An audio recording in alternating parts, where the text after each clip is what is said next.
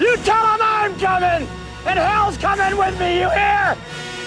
Hell's coming with me! The transfer portal drama has hit the Alabama Crimson Tide particularly hard at one position here recently, that being the wide receiver room, as Caleb Odom, Kobe Prentice, and Kendrick Law have all decided to transfer out at Alabama. Now, is it a hint of something that's to come in 2025 is the reason why they're transferring out, or is it just something really simple? Let's talk about it.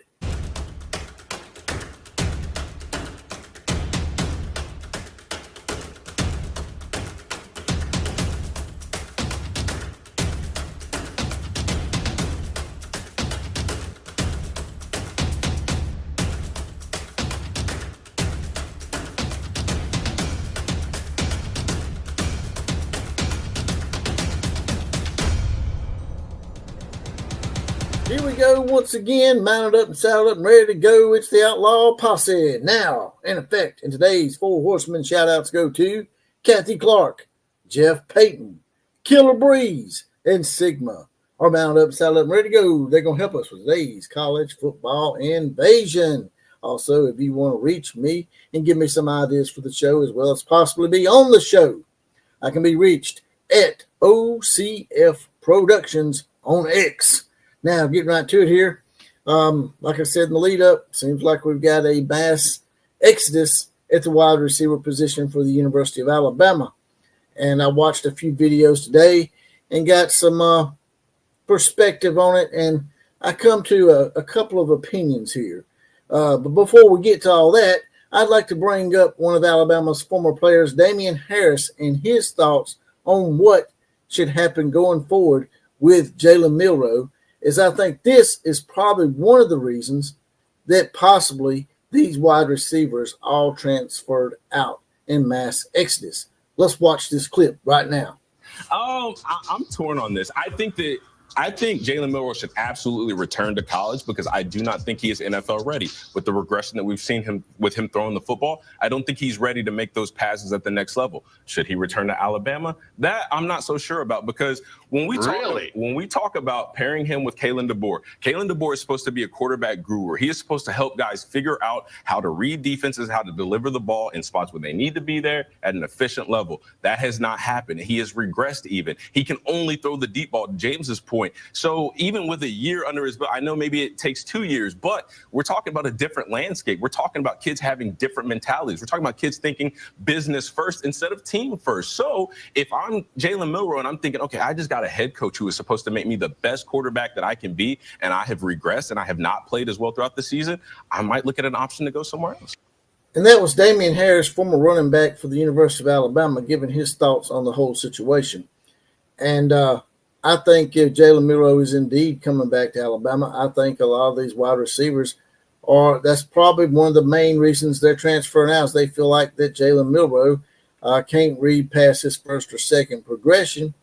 And it's been evident by the fact that he's been throwing mostly to Ryan Williams and Jeremy Bernard most of the season. Now, he does sprinkle in some of the tight end passes as well. But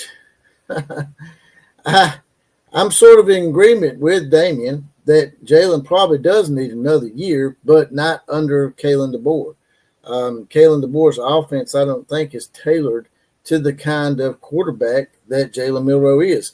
And Caleb Odom, in particular, one of the transfers, went to social media earlier this year and basically laid it on the line saying that Ryan Williams was getting the ball way too much, that he was being targeted way too much. And you don't usually come out and say something like that on the internet if there's not some kind of friction between you and someone on your team, that being Jalen Milroe. And I think that there is some kind of friction between Jalen Milroe and some of the wide receivers, which is not a good thing.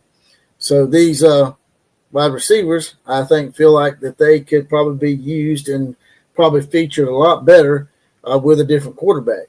And if that's the case, then maybe Jalen Milroe does need to transfer. But it may be too late now for us. Now, we are bringing in a lot of good wide receivers in this recruiting class and some recruiting classes in the future. So that may have had something to do with it as well. It may just be a simple thing as they just wasn't getting the ball enough. And, with today's players, like he said, it's all business. And if they're not getting the ball and they're not getting featured, then, of course, they're going to go somewhere else.